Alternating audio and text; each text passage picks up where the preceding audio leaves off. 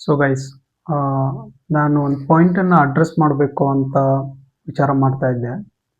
ಅದೇನಂದರೆ, ಈ ನಾವು physical body ಅಥವಾ ನಾವು ಮನುಷ್ಯರಾಗಿ ಬಂದಾದ್ಮೇಲೆ ನಮ್ಮೊಳಗಡೆ ಒಂದು ಆತ್ಮ ಅನ್ನೋದಿದೆ. ಈ ಆತ್ಮ ನಮ್ಮ ದೇಹದ ಒಳಗಡೆ ಯಾವ ಪಾರ್ಟಲ್ಲಿದೆ ಅಂತ ಗೊತ್ತಿಲ್ಲ. ಇದು ಎಲ್ಲಿ ಕಿಡ್ನಿ ಹತ್ರ ಇದೆ, ಹಾರ್ಟ್ ಹತ್ರ ಇದೆ, ಅಥವಾ ಥ್ರೋಟ್ ಬಾಡಿ ಒಳಗಡೆ ಇದೆ, ಅಥವಾ ಮನುಷ್ಯ ಒಂದು ಸತ್ತು ಹೋದ್ಮೇಲೆ ಯಾವ ಪಾರ್ಟ್ದಿಂದ ಆತ್ಮ ಹೊರಗಡೆ ಹೋಗ್ತದೆ, ಕಣ್ಣಿಂದ ಹೋಗ್ತದೆ ಅಥವಾ ಕಿವಿಯಿಂದ ಹೋಗ್ತದೆ, ಬಾಯಿಯಿಂದ ಹೋಗ್ತದೆ. ಎಷ್ಟೋ ಸಾರಿ ಸತ್ತಾಗ ಕೇಳಿರ್ತೀರಾ ನೀವು, ಕಣ್ಣಲ್ಲೇ ಜೀವ ಬಿಟ್ಟಾಕಣ್ರಿ ಅಂತ. ಸೊ ಹಂಗೆ ಕಣ್ಣಿಂದ ಹೋಗ್ಬೋದು, ಅಥವಾ ಏನೋ ಕೈಯಿಂದ ಹೋಗ್ಬೋದು, ಇನ್ನ ಬೇರೆ ಬೇರೆ ರೀತಿಯಿಂದ ಅದು ಆತ್ಮ ಹೋಗುತ್ತೆ ಅಂತ ನಾವು ಕೇಳಿದೀವಿ. ಆದ್ರೆ ಒಂದೇನಂದ್ರೆ, ಈ ಆತ್ಮ ಹೆಂಗೆ ಬಂದು ನಮ್ಮ ದೇಹದಲ್ಲಿ, ಅಥವಾ ಒಂದು ತಾಯಿ ಒಂದು ಪ್ರೆಗ್ನೆಂಟ್ ಇದ್ದಾಗ ಆ ಒಂದು ಮಾಂಸದ ಮುದ್ದೆ ಅಥವಾ ಒಂದು ಮಗು ಜನರೇಟ್ ಆದಾಗ, ಅಥವಾ ಒಂದು ಮಗು ಒಂದು ಒಂದು ರೆಡಿ ಆದಾಗ ಆ ತಾಯಿ ಹೊಟ್ಟೆಯಲ್ಲಿ ಈ ಆತ್ಮ ಹೆಂಗೆ ಹೋಗಿ ಆ ಒಂದು ಮಗುವಿನ ಒಳಗಡೆ ಸೇರ್ಕೊಂತು ಜನ್ಮ ತಾಳ್ತು. ಆಮೇಲೆ ಈ ಒಂದು ಪ್ರೊಸೀಜರ್ ಅಥವಾ ಈ ಆತ್ಮ ಅಂದ್ರೆ ಏನು, ಹೆಂಗಿರ್ತದೆ, ಎಲ್ಲಿಂದ ಬರುತ್ತೆ, ಎಲ್ಲಿಗೆ ಹೋಗುತ್ತೆ, ಇದು ನನಗೆ ಯಾವಾಗ್ಲೂ ಒಂದು ಕಾಡ್ತಕ್ಕಂಥ ಒಂದು ಪ್ರಶ್ನೆ. ಸೊ ಇದ್ರ ಬಗ್ಗೆ ನಾನು ಒಂದು ಸ್ಟಡೀಸ್ ಅಥವಾ ನೋಡಿದ ಒಂದು ವಿಡಿಯೋಸ್ಗಳು ಅಥವಾ ನಾನು ಅರ್ಥ ಮಾಡ್ಕೊಂಡಿರೋದು ಏನು ಅಂದ್ರೆ, ಈಗ ನೀವು ಸ್ಕೂಲಲ್ಲಿ ಕಾಲೇಜಲ್ಲಿ ಓದಿರ್ತೀರ ಈ ಬಿಗ್ ಬ್ಯಾಂಗ್ ಥಿಯರಿ ಅಂತ. ಹೆಂಗೆ ಒಂದು ದೊಡ್ಡ ಒಂದು ಕಾಯ ಒಡೆದ್ಬಿಟ್ಟು ಸಣ್ಣ ಸಣ್ಣ ಚೂರುಗಳಾಗಿ ಭೂಮಿ, ಸೂರ್ಯ, ಚಂದ್ರ, ಗುರುಗ್ರಹ ಇವೆಲ್ಲ ಗ್ರಹಗಳಾಗಿ ಕನ್ವರ್ಟ್ ಆಗಿದಾವೆ. ಇವೆಲ್ಲ ಸಣ್ಣ ಸಣ್ಣ ಸ್ಟಾರ್ಗಳಾಗಿದ್ದಾವೆ. ಇವೆಲ್ಲ ಮುಂಚೆ ಒಂದೇ ಇತ್ತು, ಒಡೆದಾದ್ಮೇಲೆ ಇವು ತನ್ನದ ರೂಪಗಳನ್ನು ತೋಳ್ಕೊಂಡಿದ್ದಾವೆ ಅಂತ ನಮ್ಗೆ ಗೊತ್ತಾಗಿದೆ ಅಲ್ಲ. ಸೊ ಅದೇ ತರ ನಮ್ಗೆ ಈ ಆತ್ಮ ಅನ್ನೋದು ಕೂಡ ಎಲ್ಲೋ ಒಂದು ವಿಚಾರದಲ್ಲಿ ಹೆಂಗ್ ಅನ್ಸುತ್ತೆ ಅಂದ್ರೆ, ಈ ಈ ದೇವ್ರು, ಆತ್ಮ, ಈ ದೆವ್ವ, ಭೂತ ಅಥವಾ ದೈವಿ ಶಕ್ತಿ ಇವೆಲ್ಲನ ಅಬ್ಸರ್ವ್ ಮಾಡಿ ನೋಡಿದಾಗ ಏನೋ ನಮ್ಮ ಕಣ್ಣಿಗೆ ಕಾಣದೇ ಇರುವಂತ ಈ ಒಂದು ಆಲೋಚನೆ ಏನಿದೆ ಅಲ್ಲ, ಈ ಒಂದು ಒಂದು ಏನಂದ್ರೆ ಗೊತ್ತಾಗದೇ ಇರುವಂತ ಒಂದು ವಿಶೇಷವಾದಂತ ಒಂದು ಶಕ್ತಿ ಏನಿದೆ ಅಲ್ಲ, ಇದ್ರ ಬಗ್ಗೆ ನನಗೆ ಏನ್ ಅನ್ಸುತ್ತೆ ಅಂತಂದ್ರೆ, ಯಾವುದೋ ಒಂದು ಟೈಮಲ್ಲಿ ಎಷ್ಟೋ ವರ್ಷಗಳ ಹಿಂದೆನೋ, ಎಷ್ಟೋ ಒಂದು ಜನ್ಮಗಳ ಹಿಂದೆನೋ, ಎಷ್ಟೋ ಸಾವಿರಾರು ಲಕ್ಷಾನು ವರ್ಷಗಳ ಹಿಂದೆ ಒಂದು ದೊಡ್ಡ ಆತ್ಮ ಅಥವಾ ಒಂದು ದೊಡ್ಡ ಶಕ್ತಿ ತನ್ನಂತಾನೆ ಇದು ಹೆಂಗ್ ಬಿಗ್ ಬ್ಯಾಂಗ್ ಥಿಯರಿ ಅಂತ ಒಡೆದು ಒಂದು ಬೇರೆ ಬೇರೆ ಚೂರುಗಳಾಗಿ ಕೂತು, ಅದೇ ತರ ಈ ಆತ್ಮನೂ ಕೂಡ ಒಂದು ದೊಡ್ಡ ಆತ್ಮ ಒಡೆದು ಬಿಟ್ಟು ಸಣ್ಣ ಸಣ್ಣ ಆತ್ಮಗಳಾಗಿ ಕನ್ವರ್ಟ್ ಆಗಿದ್ದಾವೆ. ಆ ಆತ್ಮಗಳು ಒಂದನ್ನೊಂದು ಬಿಟ್ಟು ಹೋಗೋ ಟೈಮಲ್ಲಿ ಇನ್ನೊಂದು ಆತ್ಮಕ್ಕೆ ತನ್ನದೇ ಆದಂತ ಒಂದು ಒಂದು ಏನಂದ್ರೆ ಸಂಪರ್ಕವನ್ನು ಇಟ್ಕೊಂಡಿದೆ.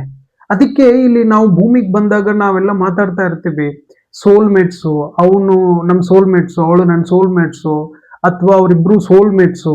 ಈ ಸೋಲ್ ಮೇಟ್ಸ್ ಅಂದ್ರೆ ಏನಂದ್ರೆ, ಈ ತರ ಹೆಂಗೆ ರೂಮ್ ಮೇಟ್ಸ್, ಸೋಲ್ ಮೇಟ್ಸ್ ಅಂದ್ರೆ ಒಂದೇ ರೂಮಲ್ಲಿ ಇರೋರಿಗೆ ರೂಮ್ ಮೇಟ್ಸ್ ಅಂತೀವಿ. ಅದೇ ತರ ಈ ಸೋಲ್ಗೆ ಇನ್ನೊಂದು ಸೋಲ್ಗೆ ಏನಾದ್ರೂ ಸಂಬಂಧ ಇದ್ರೆ ಅದನ್ನ ಸೋಲ್ ಮೇಟ್ಸ್ ಅಂತ ಕರಿತೀವಿ. ಇವಾಗ ಟ್ರೆಂಡ್ ಆಗ್ಬಿಟ್ಟಿದೆ ಇದೆಲ್ಲ, ಲವ್ ಮಾಡೋರಿಗೆ ಅಥವಾ ಈ ತರ ರಿಲೇಶನ್ಶಿಪ್ ಅಲ್ಲಿ ಇದ್ದವರಿಗೆ ಅವ್ನು ನನ್ನ ಸೋಲ್ಮೇಟ್ಸ್, ಅವಳು ನನ್ನ ಸೋಲ್ಮೇಟ್ಸ್ ಅನ್ಕೊಂಡು ಅವರು ಒಂದು ಆ ಒಂದು ರಿಲೇಶನ್ಶಿಪ್ ಅಲ್ಲಿ ಇರ್ತಾರೆ. ಬಟ್ ಯಾವುದೋ ಒಂದು ಕಾರಣಕ್ಕೆ ಅವರಲ್ಲಿ ಒಂದು ಫೈಟ್ ಆಗಿ ಒಂದು ಏನೋ ಒಂದು ಬೇರೆ ಆಗುವಂತ ಪರಿಸ್ಥಿತಿ ಬಂದಾಗ ಅವರಿಗೆ ತುಂಬಾ ತಡ್ಕೊಳಕ್ ಆಗದೆ ಇರೋಷ್ಟು ಪೇನ್ ಆಗುತ್ತೆ. ಕೆಲವೊಬ್ರು ಏನೋ ಅದನ್ನ ತಡ್ಕೊಳಕ್ ಆಗದೆ ಅವ್ರ ಜೀವನ ಬಿಟ್ಬಿಡ್ತಾರೆ.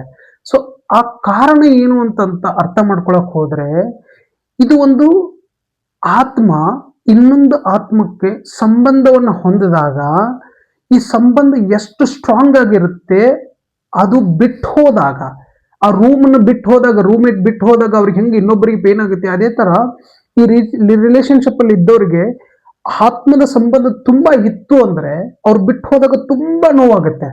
ಒಂದ್ ವೇಳೆ ಆತ್ಮದ ಸಂಬಂಧ ತುಂಬಾ ಕಡಿಮೆ ಇತ್ತು ಅಂತಂದ್ರೆ, ಒಂದ್ ವೇಳೆ ಅವ್ರು ರಿಲೇಶನ್ಶಿಪ್ ಅಲ್ಲಿ ಇದ್ರು ಏನೋ ಒಂದು ಕಾರಣಕ್ಕೆ ಅವ್ರು ಒಬ್ರನ್ನೊಬ್ರು ಬಿಟ್ಟು ಹೋದ್ರೂ ಕೂಡ ಅವರಿಗೆ ಅಷ್ಟು ತೊಂದರೆ ಆಗಲ್ಲ, ಅಷ್ಟು ಕಷ್ಟ ಆಗಲ್ಲ ಒಂದು ಜೀವನವನ್ನ ಎಕ್ಸೆಪ್ಟ್ ಮಾಡ್ಲಿಕ್ಕೆ, ಒಂದು ಆ ಪರ್ಸನ್ ಇಲ್ಲದೆ ತಮ್ಮ ಜೀವನವನ್ನು ನಡೆಸಲಿಕ್ಕೆ. ಸೊ ಈ ಆತ್ಮದ ಸಂಬಂಧನ ಹೆಂಗ್ ತಿಳ್ಕೊಳ್ಳೋದು ಅಂತಂದ್ರೆ, ಯಾವಾಗ ಒಬ್ಬ ಪರ್ಸನ್ ಅಥವಾ ಯಾರೋ ಒಬ್ಬ ವ್ಯಕ್ತಿ ಈ ಸಂಬಂಧ ಒಂದು ಹೆಣ್ಣು ಗಂಡಿನ ಮಧ್ಯೆ ಮಾತ್ರ ಇರಬೇಕು ಅಂತಲ್ಲ. ಈ ಸೋಲ್ ಸಂಬಂಧ ಯಾವಾಗ್ಲೂ ಹೆಣ್ಣು ಗಂಡಿನ ಮಧ್ಯೆನೇ ಇರಬೇಕು ಅಂದ್ರೆ ಸೋಲ್ಮೇಟ್ಸ್ ಆಗ್ತಾರೆ ಅಂತಲ್ಲ. ಈ ಸಂಬಂಧ ಯಾವ ರೀತಿಯಾದ್ರೂ ಇರ್ಬಹುದು. ಒಂದು ತಂದೆ ಒಬ್ಬ ಮಗನ ಒಂದು ಸಂಬಂಧನೂ ಆಗಿರ್ಬಹುದು. ಇದು ಕೂಡ ಸೋಲಿಗೆ ಸಂಬಂಧಪಟ್ಟಿರುವಂತಾನೆ ಸಂಬಂಧ. ಅದಕ್ಕಂತೇಳಿ ಆ ತಂದೆಗೆ ಆ ಮಗ ಒಂದು ಮಗನಾಗಿ ಹುಟ್ಟಿರ್ತಾನೆ. ಅದೇ ತರ ತಾಯಿ ಮಗಳ ಸಂಬಂಧ ಇರ್ಬೋದು, ಅಣ್ಣ ತಂಗಿಯ ಸಂಬಂಧ ಇರ್ಬೋದು, ತಮ್ಮ ಅಣ್ಣನ ಸಂಬಂಧ ಇರ್ಬೋದು, ಯಾವುದೇ ಸಂಬಂಧ ಇರ್ಬೋದು. ಆ ಸಂಬಂಧಕ್ಕೆ ಯಾವ ರೀತಿ ಲಿಂಕ್ ಆಗಿರುತ್ತೆ, ಅಲ್ಲಿ ಒಂದು ಸೋಲಿನ ಎನರ್ಜಿ ಶೇರ್ ಆಗ್ತಾ ಇರ್ತದೆ. ಯಾವಾಗ ಒಂದು ಸೋಲಿನ ಎನರ್ಜಿ ಇನ್ನೊಂದು ಸೋಲಿಗೆ ಶೇರ್ ಆಗ್ತಾ ಇರ್ತದೆ, ಅವಾಗ ಆ ಪರ್ಸನ್ ಇನ್ನೊಬ್ಬ ಪರ್ಸನ್ ಇದ್ದಾಗ್ಲೇ ಮಾತ್ರ ಅವರಿಗೆ ಖುಷಿ, ಸಂತೋಷ, ನೆಮ್ಮದಿ, ಒಂದು ಸಮಾಧಾನ ಇರುತ್ತೆ ಈ ಜನ್ಮದಲ್ಲಿ. ಇಲ್ಲ ಅಂದ್ರೆ ಆ ಪರ್ಸನ್ ಬಿಟ್ಟು ಹೋದ್ರೆ, ತಮ್ಮ ಸ್ಪೇಸ್ ಇಂದ ಬಿಟ್ರೆ, ರಿಲೇಶನ್ಶಿಪ್ ಇಂದ ಹೊರಗಡೆ ಹೋದ್ರೆ, ಇವರಿಗೆ ಮನಸ್ಸು ಒಳಗಡೆ ಶಾಂತಿ, ಸಮಾಧಾನ, ಈಗ ಇದು ಒಂಥರ ಡಿಸ್ಟ್ರಾಯ್ ಆದಂಗ ಆಗ್ಬಿಡುತ್ತೆ. ಒಳಗಡೆ ಅವರಿಗೆ ಒಂಥರ ಹೆಂಗಂದ್ರೆ ಒಂಥರ ಏನೋ ಒಂದು ಬ್ರೇಕ್ ಆಗ್ತಾ ಇದೆ, ಏನೋ ಒಂದು ಕಿತ್ಕೊಂಡು ಬರ್ತಾ ಇದೆ ಅನ್ನೋ ಒಂದು ಫೀಲಿಂಗ್ ಸ್ಟಾರ್ಟ್ ಆಗುತ್ತೆ. ಇದು ಸೋಲಿನ ಮೇಲೆ ಆಗ್ತಕ್ಕಂಥ ಒಂದು ಇಂಪ್ರೆಷನ್ಗಳು. ಇದರಿಂದನೇ ಅವರಿಗೆ ಆ ಪರ್ಸನ್ ಬಿಟ್ಟು ಹೋದಾಗ ತಮ್ಮ ಸೋಲ್ ಒಳಗಡೆ ಆಗ್ತಕ್ಕಂಥ ಈ ಚೇಂಜಸ್ಗಳನ್ನ ಅವರು ಈ ದೇಹದಿಂದ ಅನುಭವಿಸಕ್ ಸ್ಟಾರ್ಟ್ ಮಾಡ್ತಾರೆ. ಅದರಿಂದ ಈ ಪೇನು, ಈ ಸಫರಿಂಗು, ಡಿಪ್ರೆಷನ್ನು, ಆ ಕೈಂಡ್ ಆಫ್ ಏನಂತಾರೆ ಒಂಥರ ಮೂಲೆ ಗುಂಪು ಆಗುವುದು ಅಂತ ಹೇಳ್ತೀವಲ್ಲ, ಆ ತರ ಮನುಷ್ಯ ಒಂಥರ ಕಳ್ಕೊಂಡ್ಬಿಡ್ತಾರೆ ಈ ಜೀವನದ ಮೇಲೆ ಗ್ರಿಪ್ ಅನ್ನ.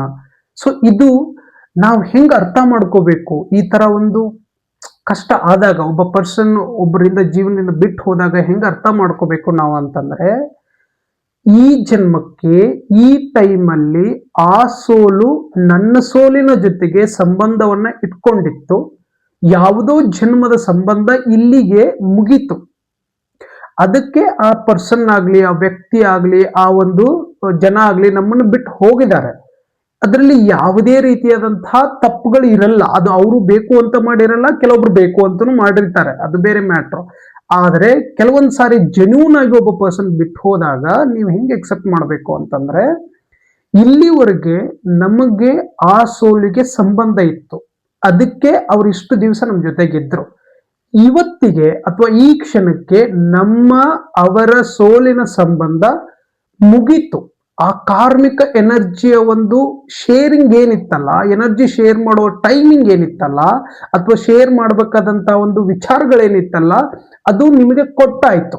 ಇವಾಗ ಅವರಿಗೆ ಅವ್ರದೇ ಆದಂತ ಕೆಲಸ ಇದೆ, ಅವರು ಮೂವ್ ಆಗಿದ್ದಾರೆ.